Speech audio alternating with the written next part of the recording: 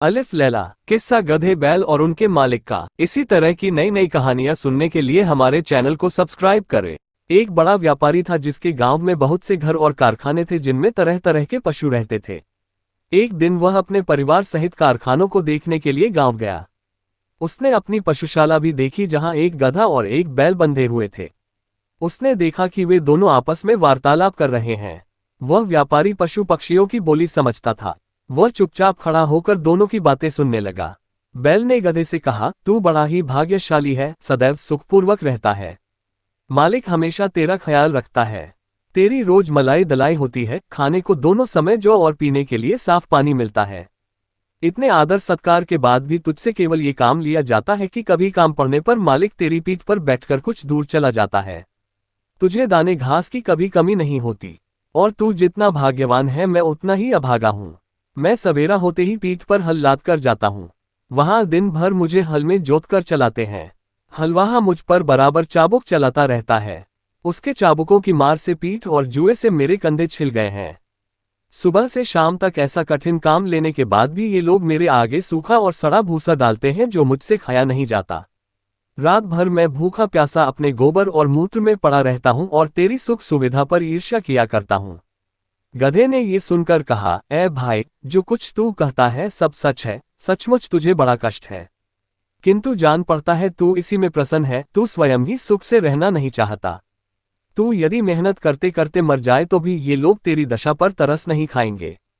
अतएव तू एक काम कर, फिर वे तुझसे इतनी मेहनत नहीं लिया करेंगे और तू सुख से रहेगा। बैल ने पूछा कि ऐसा कौन सा उपाय हो सकता है। गधे ने कहा, तू अपने को रोगी दिखा, एक शाम का दाना भूसा न खा और अपने स्थान पर चुपचाप लेट जा। बैल को ये सुझाव बड़ा अच्छा लगा। उसने गधे की बात सुनकर कहा, मैं ऐसा ही करूंगा। तूने मुझे बड़ा अच्छा उपाय बताया है। भगवान तुझे प्रसन्न रखें। दूसरे दिन प्रातःकाल हलवाहा जब पशुशाला में ये सोचकर गया कि रोज की तरह बैल को खेत जोतने के लिए ले जाए तो उसने देखा कि रात की लगाई सानी जो कि त्यों रखी है और बैल धरती पर पड़ा हाँफ रहा है। उसकी आंखें बंद हैं और उसका पेट फूला हुआ है। हलवाहे ने समझा कि बैल बीमार हो गया है और यह सोचकर उसे हल में न जोता। उसने व्यापारी को बैल के बीमारी की सूचना दी। व्यापारी यह सुनकर जान गया कि बैल ने गधे की शिक्षा पर कार्य करके स्वयं को रोगी दिखाया है। अतएव उसने हलवाहे से कहा कि आज गधे को हल में जोत दो। इसलिए हलवाहे ने गधे को हल में जोतकर उससे सारे दिन काम लिया। गधे को खेत जोतने का अभ्यास नहीं था। वह बहुत थक गया और उसके हाथ पांव ठंडे होने लगे। शारीरिक श्रम के अतिरिक्त सारे दिन उस पर इतनी मार पड़ी थी कि संध्या को घर लौटते समय उसके पांव भी ठीक से नहीं पड़ रहे थे। इधर बैल दिन भर बड़े आराम से रहा। वह नांद की सारी सानी खा गया और गधे को दुआएं देता रहा। जब गधा गिरता पड़ता खेत से आया तो बैल ने कहा कि भाई, तुम्हारे उपदेश के कारण मुझे बड़ा सुख मिला। गधा थकान के कारण उत्तर न दे सका और आकर अपने स्थान पर गिर पड़ा। यह मन ही मन अपने को धिक्कारने लगा कि अभागे, तूने बैल को आराम पहुंचाने के लिए अपनी सुख सुविधा का विनाश कर दिया। मंत्री ने इतनी कथा कर कहा, बेटी, तू इस समय बड़ी सुख सुविधा में रहती है। तू क्यों चाहती है कि गधे के समान स्वयं को कष्ट में डाले। शहरजाद अपने पिता की बात सुनकर बोली, इस कहानी से मैं अपनी जिद नहीं छोड़ती। जब तक आप बादशाह से मेरा विवाह नहीं करेंगे मैं इसी तरह आपके पीछे पड़ी रहूंगी। मंत्री बोला, अगर तू जिद पर अड़ी रही तो मैं तुझे वैसा ही दंड दूंगा जो व्यापारी ने अपनी स्त्री को दिया था। शहरजाद ने पूछा, व्यापारी ने क्यों स्त्री को दंड दिया और गधे और बैल का क्या हुआ। मंत्री ने कहा, दूसरे दिन व्यापारी रात्रि भोजन के पश्चात अपनी पत्नी के साथ पशुशाला में जा बैठा और पशुओं की बातें सुनने लगा। गधे ने बैल से पूछा, सुबह हलवाहा तुम्हारे लिए दाना घास लाएगा तो तुम क्या करोगे। जैसा तुमने कहा है वैसा ही करूंगा, बैल ने कहा। गधे ने कहा, नहीं, ऐसा न करना वरना जान से जाओगे। शाम को लौटते समय मैंने सुना कि हमारा स्वामी अपने रसोइये से कह रहा था कि कल कसाई और चमार को बुला लाना और बैल, जो बीमार हो गया है, का मांस और खाल बेच डालना। मैंने जो सुना था वह मित्रता के नाते तुझे बता दिया। अब तेरी इसी में भलाई है कि सुबह जब तेरे आगे चारा डाला जाए तो तू उसे जल्दी से उठकर खा ले और स्वस्थ बन जा। फिर हमारा स्वामी तुझे स्वस्थ देखकर तुझे मारने का इरादा छोड़ देगा। ये बात सुनकर बैल भयभीत होकर बोला, भाई, ईश्वर तुझे सदा सुखी रखे। तेरे कारण मेरे प्राण बच गए। अब मैं वही करूंगा जैसा तूने कहा है। व्यापारी यह बात सुनकर ठहाका लगाकर हंस पड़ा। उसकी स्त्री को इस बात से बड़ा आश्चर्य हुआ। वह पूछने लगी, तुम अकारण ही क्यों हंस पड़े। व्यापारी ने कहा कि यह बात बताने की नहीं है, मैं सिर्फ ये कह सकता हूं कि मैं बैल और गधे की बातें सुनकर हंसा हूं। स्त्री ने कहा, मुझे भी वह विद्या सिखाओ जिससे पशुओं की बोली समझ लेते हैं। व्यापारी ने इससे इनकार कर दिया। स्त्री बोली, आखिर तुम मुझे ये क्यों नहीं सिखाते? व्यापारी बोला, अगर मैंने तुझे यह विद्या सिखाई तो मैं जीवित नहीं रहूंगा।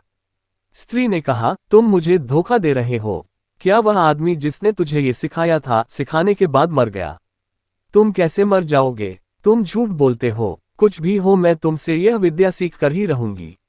अगर तुम मुझे नहीं सिखाओगे तो मैं प्राण त्याज दूंगी। ये कहकर वह स्त्री घर में आ गई और अपनी कोठरी का दरवाजा बंद करके रात भर चिल्लाती और गाली गलौज करती रही। व्यापारी रात को तो सो गया, लेकिन दूसरे दिन भी वही हाल देखा तो स्त्री को समझाने लगा कि तू बेकार जिद करती है, यह विद्या तेरे सीखने योग्य नहीं है। स्त्री ने कहा कि जब तक तुम मुझे ये भेद नहीं बताओगे, मैं खाना पीना छोड़े रहूंगी और इसी प्रकार चिल्लाती रहूंगी। व्यापारी ने कहा कि अगर मैं तेरी मूर्खता की बात मान लूं तो मैं अपनी जान से हाथ धो बैठूंगा। स्त्री ने कहा, मेरी बला से तुम जियो या मरो, लेकिन मैं तुमसे ये सीख कर ही रहूंगी कि पशुओं की बोली कैसे समझी जाती है। व्यापारी ने जब देखा कि यह महामूर्ख अपना हट छोड़ ही नहीं रही है तो उसने अपने और ससुराल के रिश्तेदारों को बुलाया कि वे उस स्त्री को अनुचित हट छोड़ने के लिए समझाएं। उन लोगों ने भी उस मूर्ख को हर प्रकार समझाया, लेकिन वह अपनी जिद से न हटी। उसे इस बात की बिल्कुल चिंता न थी कि उसका पति मर जाएगा। छोटे बच्चे मां की ये दशा देखकर हाहाकार करने लगे। व्यापारी की समझ ही में नहीं आ रहा था कि वह स्त्री को कैसे समझाए कि इस विद्या को सीखने का हट ठीक नहीं है। वह अजीब दुविधा में था, अगर मैं बताता हूं तो मेरी जान जाती है और नहीं बताता तो स्त्री रो रो कर मर जाएगी। इसी उधेड़बुन में वह अपने घर के बाहर जा बैठा। उसने देखा कि उसका कुत्ता उसके मुर्गे को मुर्गियों से भोग करते देखकर गुर्राने लगा। उसने मुर्गे से कहा, तुझे लज्जा नहीं आती कि आज के जैसे दुखदाई दिन भी तू ये काम कर रहा है? मुर्गे ने कहा, आज ऐसी क्या बात हो गई है कि मैं आनंद न करूं? कुत्ता बोला, आज हमारा स्वामी अति चिंताकुल है। उसकी स्त्री की मति मारी गई है और वह उससे ऐसे भेद को पूछ रही है जिसे बताने से वह तुरंत ही मर जाएगा। नहीं बताएगा तो स्त्री रो रो कर मर जाएगी। इसी से सारे लोग दुखी हैं और तेरे अतिरिक्त कोई ऐसा नहीं है जो स्त्री संभोग की भी बात भी सोचे। मुर्गा बोला, हमारा स्वामी मूर्ख है जो एक स्त्री का पति है और वह भी उसके अधीन नहीं है। मेरी तो 50 मुर्गियां हैं और सब मेरे अधीन हैं। अगर हमारा स्वामी एक काम करे तो उसका दुख अभी दूर हो जाएगा। कुत्ते ने पूछा कि स्वामी क्या करे कि उसकी मूर्ख स्त्री की समझ वापस आ जाए? मुर्गे ने कहा, हमारे स्वामी को चाहिए कि एक मजबूत डंडा लेकर उस कोठरी में जाए जहां उसकी स्त्री चीख चिल्ला रही है। दरवाजा अंदर से बंद कर ले और स्त्री की जमकर पिटाई करे। कुछ देर में स्त्री अपना हट छोड़ देगी। मुर्गे की बात सुनकर व्यापारी ने उठकर एक मोटा डंडा लिया और उस कोठरी में गया जहां उसकी पत्नी चीख चिल्ला रही थी। दरवाजा अंदर से बंद करके व्यापारी ने स्त्री पर डंडे बरसाने शुरू कर दिए। कुछ देर चीख पुकार बढ़ाने पर भी जब स्त्री ने देखा कि डंडे पड़ते ही जा रहे हैं तो वह घबरा उठी। वह पति के पैरों पर गिरकर कहने लगी कि अब हाथ रोक ले, अब मैं कभी ऐसी जिद नहीं करूंगी। इस पर व्यापारी ने हाथ रोक लिया। ये कहानी सुनाकर मंत्री ने शहरजाद से कहा कि अगर तुमने अपना हट न छोड़ा तो मैं तुम्हें ऐसा ही दंड दूंगा जैसा व्यापारी ने अपनी स्त्री को दिया था। शहरजाद ने कहा, आपकी बातें अपनी जगह ठीक है, किंतु मैं किसी भी प्रकार अपना मंतव्य बदलना नहीं चाहती। अपनी इच्छा का औचित्य सिद्ध करने के लिए मुझे भी कई ऐतिहासिक घटनाएं और कथाएं मालूम हैं, लेकिन उन्हें कहना बेकार है। यदि आप मेरी कामना पूरी न करेंगे तो मैं आपसे पूछे बगैर स्वयं ही बादशाह की सेवा में पहुंच जाऊंगी। अब मंत्री विवश हो गया। उसे शहरजाद की बात माननी पड़ी। वह बादशाह के पास पहुंचा और अत्यंत शोक संतप्त स्वर में निवेदन करने लगा, मेरी पुत्री आपके साथ विवाह सूत्र में बंधना चाहती है। बादशाह को इस बात पर बड़ा आश्चर्य हुआ। उसने कहा, तुम सब कुछ जानते हो, फिर भी तुमने अपनी पुत्री के लिए ऐसा भयानक निर्णय क्यों लिया? मंत्री ने कहा, लड़की ने खुद ही मुझ पर इस बात के लिए जोर दिया है।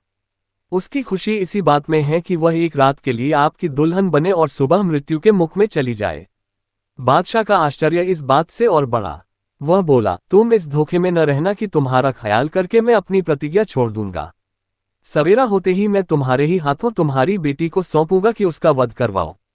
ये भी याद रखना कि यदि तुमने संतान प्रेम के कारण उसके वध में विलंब किया तो मैं उसके वध के साथ तेरे वध की भी आज्ञा दूंगा। मंत्री ने निवेदन किया, मैं आपका चरण सेवक हूं। ये सही है कि वह मेरी बेटी है और उसकी मृत्यु से मुझे बहुत ही दुख होगा, लेकिन मैं आपकी आज्ञा का पालन करूंगा। बादशाह ने मंत्री की बात सुनकर कहा, ये बात है तो इस कार्य में विलंब क्यों किया जाए। तुम आज ही रात को अपनी बेटी को लाकर उसका विवाह मुझसे कर दो। मंत्री बादशाह से विदा लेकर अपने घर आया और शहरजाद को सारी बात बताई।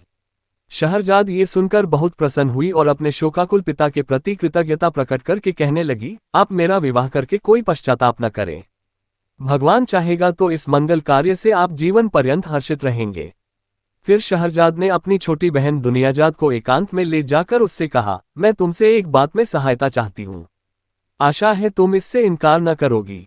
मुझे बादशाह से ब्याहने के लिए ले जाएंगे। तुम इस बात से शोक विह्वल न होना, बल्कि मैं जैसा कहूँ वैसा करना। मैं तुम्हें विवाह की रात पास में सुलाऊंगी और बादशाह से कहूंगी कि तुम्हें मेरे पास आने दे, ताकि मैं मरने के पहले तुम्हें धैर्य बंधा सकूं। मैं कहानी कहने लगूंगी। मुझे विश्वास है कि इस उपाय से मेरी जान बच जाएगी। दुनियाजाद ने कहा, तुम जैसा कहती हो वैसा ही करूंगी। शाम को मंत्री शहरजाद को लेकर राजमहल में गया। उसने धर्मानुसार पुत्री का विवाह बादशाह के साथ करवाया और पुत्री को महल में छोड़कर घर आ गया। एकांत में बादशाह ने शहरजाद से कहा, अपने मुंह का नकाब हटाओ। नकाब उठने पर उसके अप्रतिम सौंदर्य से बादशाह स्तंभित सा रह गया, लेकिन उसकी आंखों में आंसू देखकर पूछने लगा कि तू रो क्यों रही है। शहरजाद बोली, मेरी एक छोटी बहन है जो मुझे बहुत प्यार करती है और मैं भी उससे बहुत प्यार करती हूँ। मैं चाहती हूँ कि आज वह भी यहाँ रहे, ताकि सूर्योदय होने पर हम दोनों बहनें अंतिम बार गले मिल लें। यदि आप अनुमति दे तो वह भी पास के कमरे में सो रहे। बादशाह ने कहा, क्या हर्ज है, उसे बुलवा लो और पास के कमरे में क्यों, इसी कमरे में दूसरी तरफ सुला लो। चुनांचे दुनियाजाद को भी महल में बुला लिया गया। शहरयार शहरजाद के साथ ऊंचे शाही पलंग पर सोया और दुनियाजाद पास ही दूसरे छोटे पलंग पर लेट रही। जब एक घड़ी रात रह गई तो दुनियाजाद ने शहरजाद को जगाया और बोली, बहन, मैं तो तुम्हारे जीवन की चिंता से रात भर न सो सकी। मेरा चित्त बड़ा व्याकुल है। तुम्हें बहुत नींद न आ रही हो और कोई अच्छी सी कहानी इस समय तुम्हें याद हो तो सुनाओ, ताकि मेरा जी बहले।